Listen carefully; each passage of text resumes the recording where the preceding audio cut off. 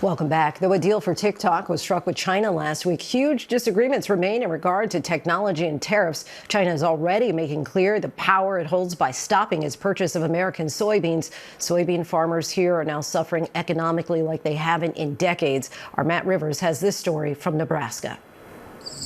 Kennard, Nebraska feels a long way from Beijing or Washington. But as two economic superpowers wage a trade war, these amber waves of soybean are on the front line. China has not bought a single export cargo of beans so far this year, which is not very typical.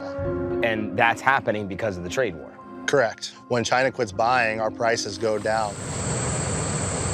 Scott Thompson is a fourth-generation farmer whose soybean crop has become a central focus in China's fight against the U.S.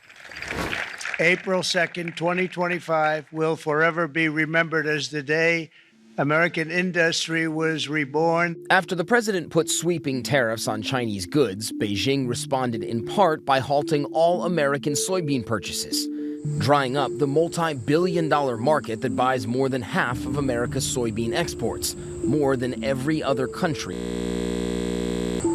Right now, we're probably, no, not probably. Right now, we're below the cost of production.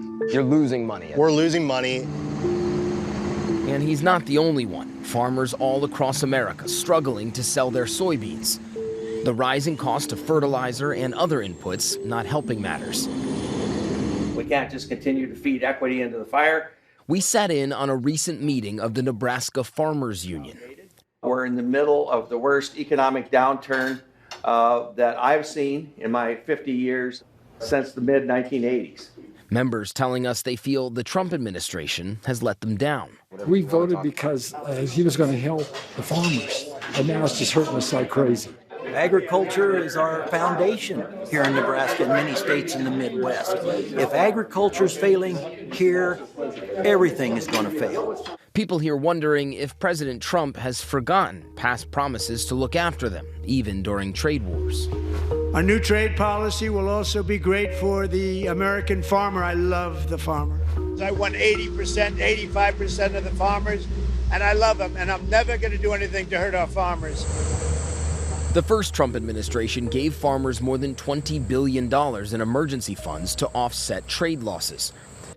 On Thursday, a Commerce Ministry spokesperson said the U.S. should cancel the relevant unreasonable tariffs to create conditions for expanding bilateral trade. In other words, if you want us to buy soybeans, get rid of the tariffs. President Trump acknowledging that same day that farmers are hurting, alluding that help might be on the way. So we're going to make sure that our farmers are in great shape. He said that he was going to get into these tariff situations while he was campaigning. So you knew that when you voted for him. Why did you vote for him when you knew that you might again face headwinds like you're facing now? I voted for him because I'd like to see manufacturing come back to this country. I'd like to see good paying jobs. I want to see everybody do better. And I think this is some short-term pain for a long-term gain. Thompson says farmers are more resilient than most, used to boom and bust cycles. A trade war, just something else he'll weather.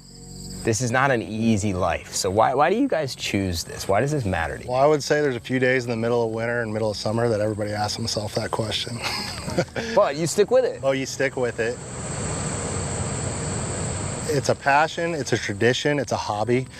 There's farmers in our area that have full-time jobs and they'll do it after work and on the weekends. And, you know, that's what they grew up doing, and people have a lot of passion for it.